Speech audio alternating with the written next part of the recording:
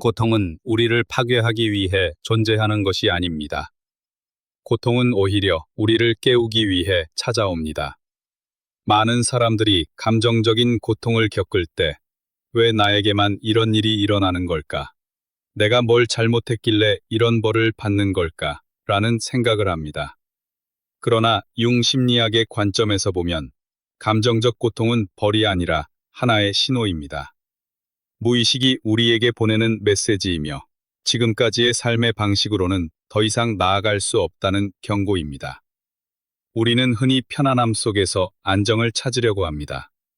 하지만 아이러니하게도 진정한 성장은 편안함에서 나오지 않습니다. 오히려 불편함, 상실, 눈물, 그리고 혼란에서 비롯됩니다. 인생에서 갑작스럽게 찾아오는 감정적 고통은 마치 커다란 지진처럼 우리를 흔듭니다. 기존에 믿고 있던 가치, 인간관계, 그리고 자신에 대한 인식까지도 무너뜨립니다. 그것은 고통스럽지만 동시에 새로운 길이 열리고 있다는 증거이기도 합니다. 한국 속담에 비 온 뒤에 땅이 굳어진다라는 말이 있습니다.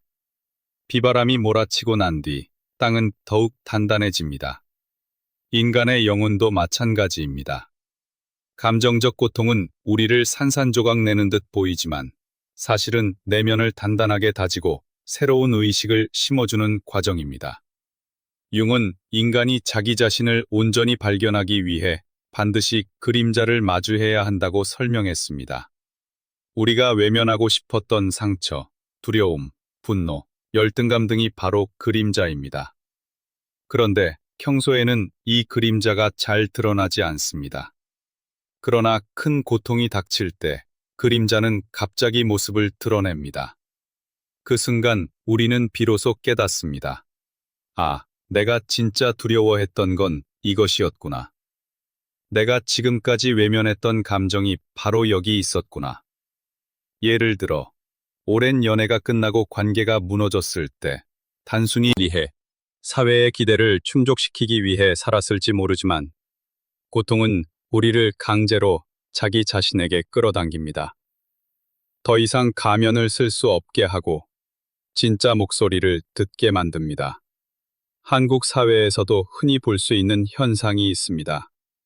겉으로는 아무 문제가 없어 보이는데 밤이 되면 눈물이 쏟아지고 이유 모를 공허감에 잠 못 이루는 사람들이 많습니다. 이것은 단순한 우울이 아니라 영혼이 보내는 신호일 수 있습니다. 이제는 너 자신을 속이지 말라. 진짜 너의 길을 찾아야 한다는 무언의 외침입니다. 고통은 문과 같습니다. 그 문을 통과하기 전에는 세상이 끝난 것처럼 보입니다. 하지만 그 문을 넘어가면 전혀 다른 차원의 삶이 기다리고 있습니다. 영혼의 성장은 언제나 이런 문턱을 통과하면서 이루어집니다. 따라서 첫 번째로 우리가 이해해야 할 것은 고통을 두려워하지 말아야 한다는 것입니다. 물론 누구도 고통을 환영하지는 않습니다. 하지만 그 고통을 있는 그대로 받아들이고 그것이 전하려는 메시지를 읽으려 할 때 우리는 새로운 길에 들어설 수 있습니다. 고통은 파괴자가 아니라 안내자입니다. 융은 말했습니다. 인간은 고통을 피하려 할수록 더 깊은 무의식의 올가미에 빠진다고. 반대로 고통을 직면하고 의미를 찾을 때 비로소 해방이 시작된다고. 이 말은 단순한 이론이 아니라 수많은 사람들이 실제로 경험한 진리입니다. 고통을 통해 자신을 발견하고 삶의 방향을 완전히 바꾼 사람들이 많습니다. 첫 번째 단계는 단순합니다. 고통을 인정하는 것. 내가 지금 아프다 라고 말할 수 있는 용기. 이것이 출발점입니다. 우리는 흔히 강해 보이기 위해 감정을 숨기지만 진짜 강함은 인정에서 시작됩니다. 고통을 인정하는 순간 그것은 더 이상 괴물이 아닙니다. 오히려 친구가 되고 스승이 됩니다. 정도의 목표와 즐거움 속에서 살아갑니다. 그러나 어떤 시점에 이르면 이전에 우리를 행복하게 만들었던 것들이 더 이상 힘을 주지 못할 때가 있습니다. 예전에는 친구와의 만남, 쇼핑, 성취, 혹은 작은 성과에도 기쁨을 느꼈지만, 이제는 그 모든 것이 공허하게만 다가옵니다. 겉으로는 문제가 없어 보이는데, 마음속 깊은 곳에서는 이게 다인가? 라는 질문이 끊임없이 올라옵니다. 이 공허함은 단순한 우울증이나 무기력과는 다릅니다. 그것은 더 깊은 차원의 갈증, 즉 영혼이 보내는 신호입니다. 마치 영혼이 지금까지의 삶의 방식은 끝났다. 이제 다른 차원을 찾아야 한다. 라고 말하는 듯합니다. 융심리학에서는 이러한 경험을 개성화의 부름이라고 설명합니다. 개성화란 사회가 요구하는 가면 퍼서나우러틀 벗어던지고 진정한 자기로 돌아가는 과정입니다. 공허함은 바로 그 시작점입니다. 이전에는 사회적 성공, 타인의 인정, 외부의 성취가 우리를 지탱해 주었지만 어느 순간 그것만으로는 더 이상 영혼을 만족시킬 수 없다는 사실을 깨닫게 됩니다.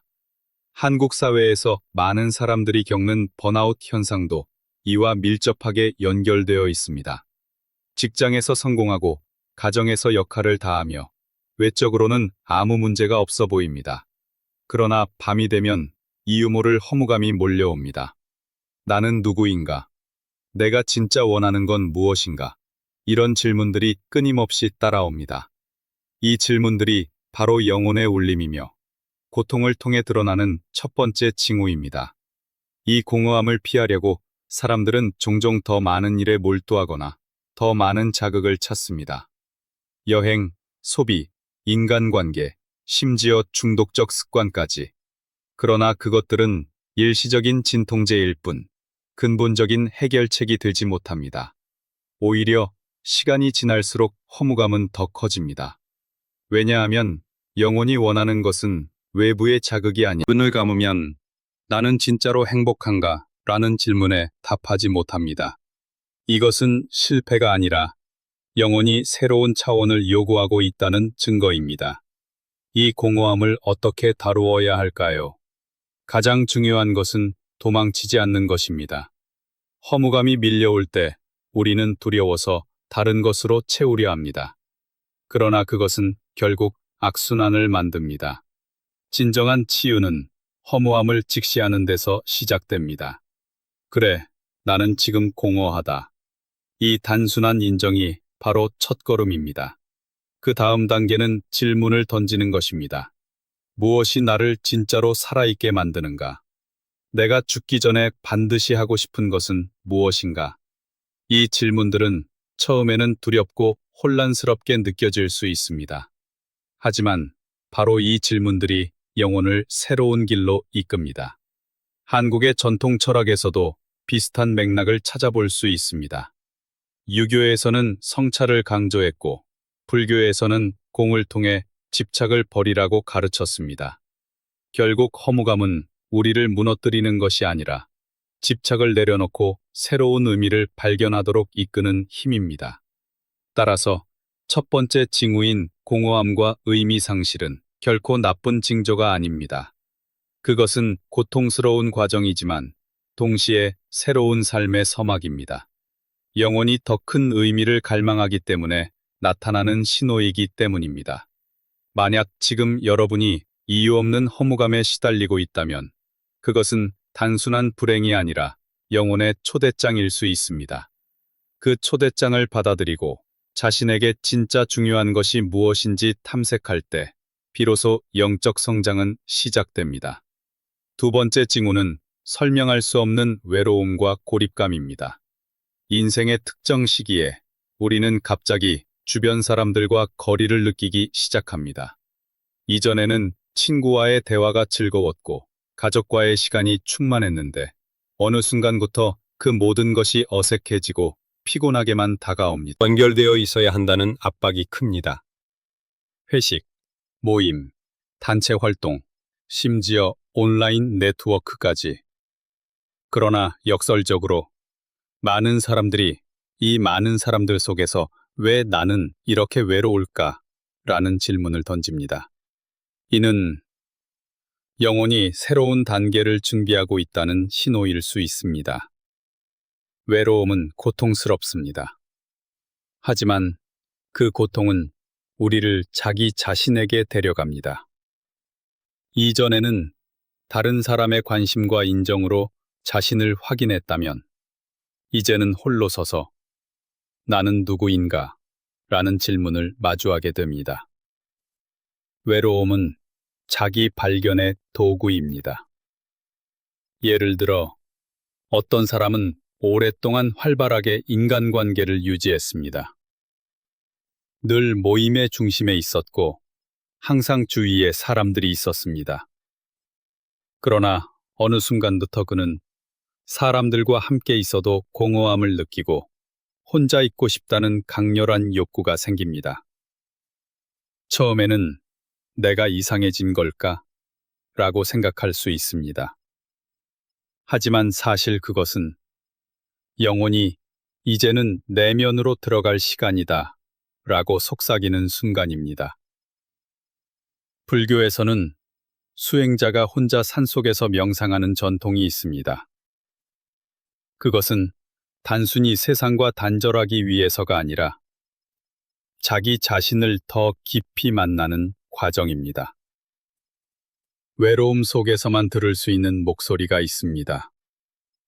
그 목소리는 시끄러운 사회 속에서는 결코 들리지 않습니다. 융도 말했습니다. 인간은 자기 내면과 만나는 순간 진정으로 혼자가 된다. 그러나 바로 그 순간부터 영혼은 깨어나기 시작합니다. 외로움은 영적 성장의 필수 조건이며 그것을 회피하면 성장은 지연됩니다. 문제는 대부분의 사람들이 이 외로움을 견디기 힘들어한다는 것입니다. 그래서 다시 사람들 속으로 파고들거나 소셜미디어에 몰두하거나 끊임없이 외부 자극을 찾습니다. 두 번째 징후인 깊은 외로움과 고립감은 단순히 슬픔의 표시가 아닙니다. 그것은 영혼이 새로운 차원으로 가고 있다는 증거입니다. 외로움을 두려워하지 말고 오히려 그것을 친구처럼 받아들일 때 우리는 더 깊은 성찰과 깨달음에 도달할 수 있습니다.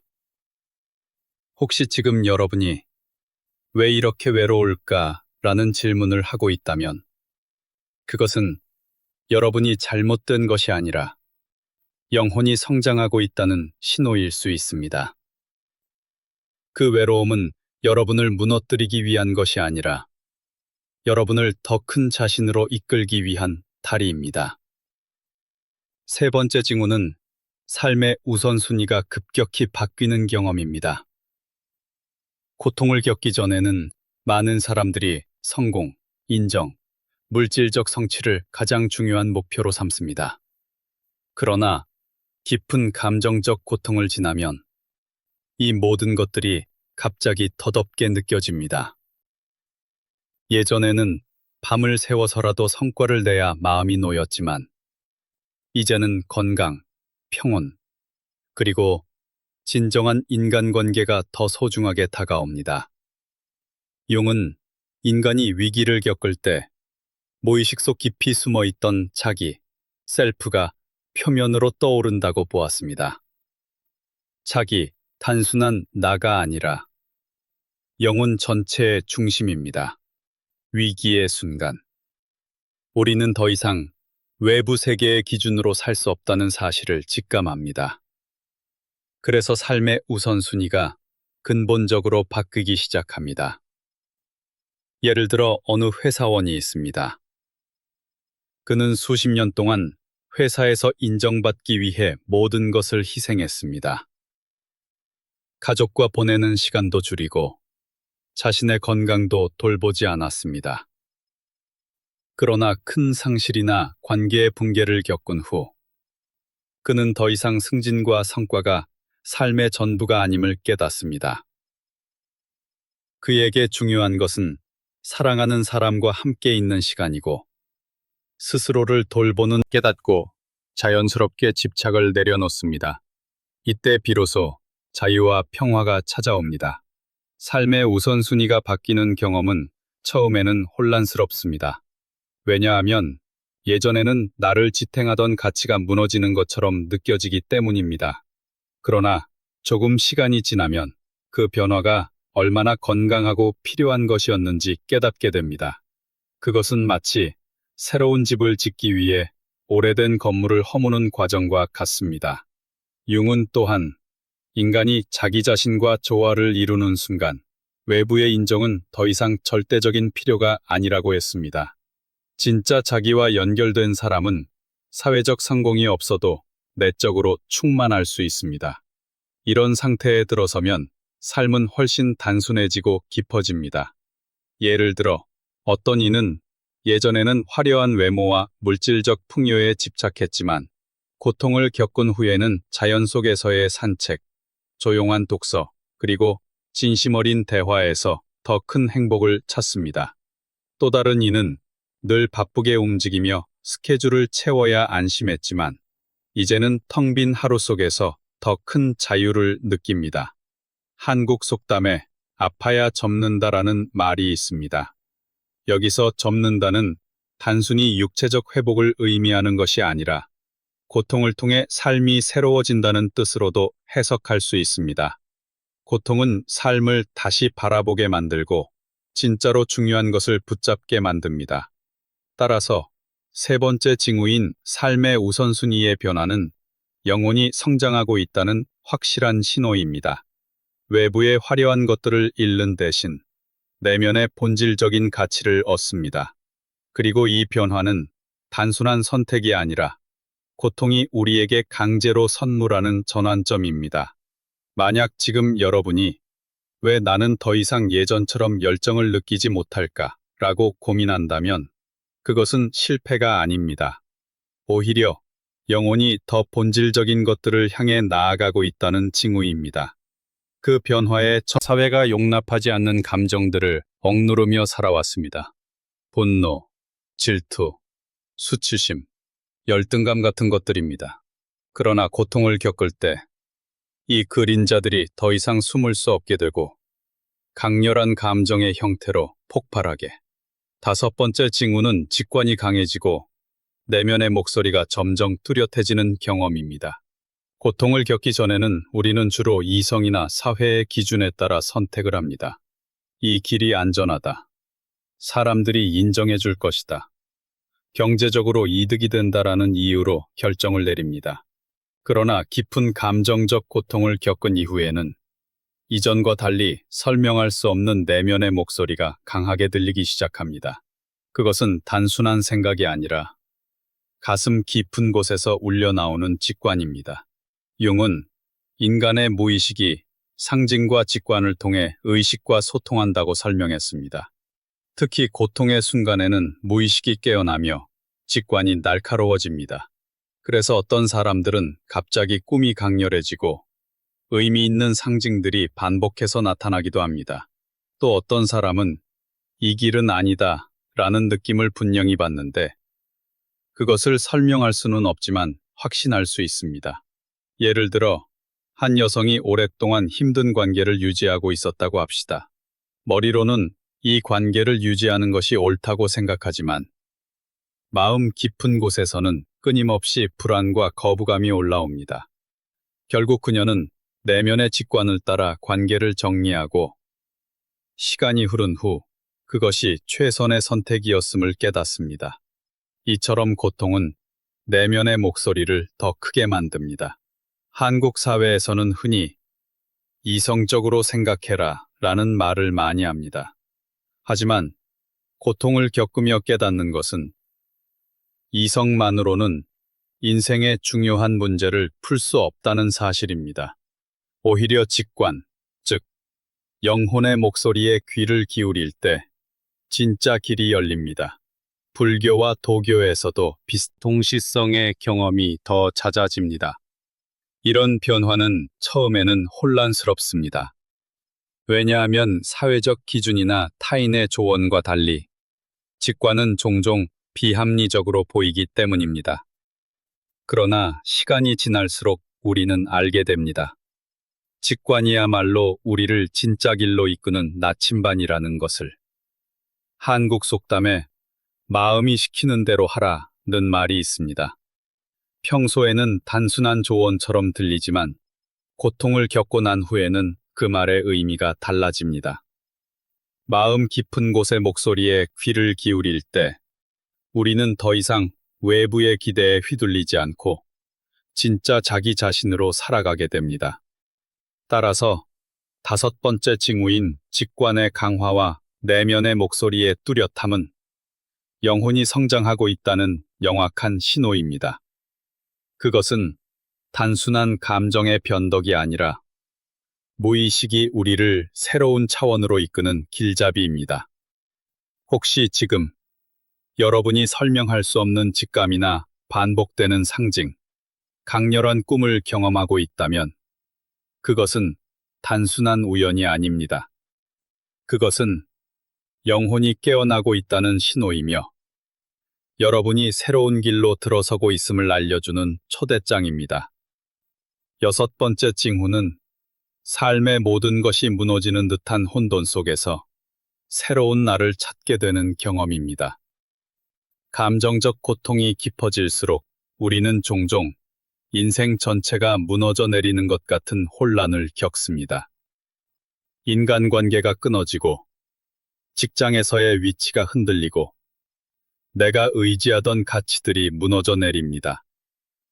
마치 내가 서 있던 땅이 사라져버린 것처럼 어디에도 발을 디딜 곳이 없는 상태가 됩니다. 이 혼돈은 매우 두렵습니다. 이제 나는 끝났구나. 앞으로 어떻게 살아야 하지? 라는 절망적인 생각이 몰려옵니다. 그러나 융 심리학은 이 순간을 죽음과 재탄생의 상징적 과정까지입니다.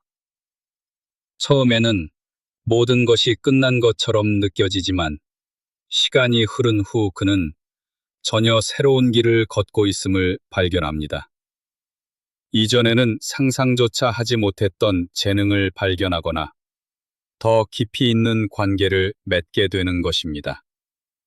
융은 인간이 진정으로 성숙하려면 반드시 혼돈의 시기를 거쳐야 한다고 했습니다. 왜냐하면 혼돈 속에서만 우리가 기존의 틀을 벗어던지고 진짜 자아와 연결될 수 있기 때문입니다. 불교에서는 무상을 강조합니다. 모든 것은 변하고 어떤 것도 영원히 붙잡을 수 없습니다. 고통을 통해 이 진리를 깨닫게 될 때 우리는 집착을 내려놓고 자유로워집니다. 혼돈은 무상을 깨닫게 만드는 강력한 스승입니다. 한국 사회에서는 안정과 성취를 중시하기 때문에 혼돈을 실패로 보는 경향이 강합니다. 그러나 영적 성장의 관점에서 보면 혼돈은 실패가 아니라 변화의 징표입니다. 무너져 내리는 그 순간, 우리는 이전보다 훨씬 더 큰 자아로 다시 세워질 수 있습니다. 처음에는 이 과정을 견디기 힘들 수 있습니다. 하지만 중요한 것은 이 혼돈이 영원하지 않다는 사실입니다. 마치 겨울이 끝나면 봄이 오듯 무너짐 뒤에는 반드시 새로운 탄생이 뒤따릅니다. 따라서 6번째 징후인 삶이 무너지는 듯한 혼돈은 파멸이 아니라 새로운 시작을 알리는 신호입니다. 지금 여러분이 모든 것이 무너지는 것처럼 느낀다면 그것은 영혼이 완전히 새롭게 태어나고 있다는 뜻입니다.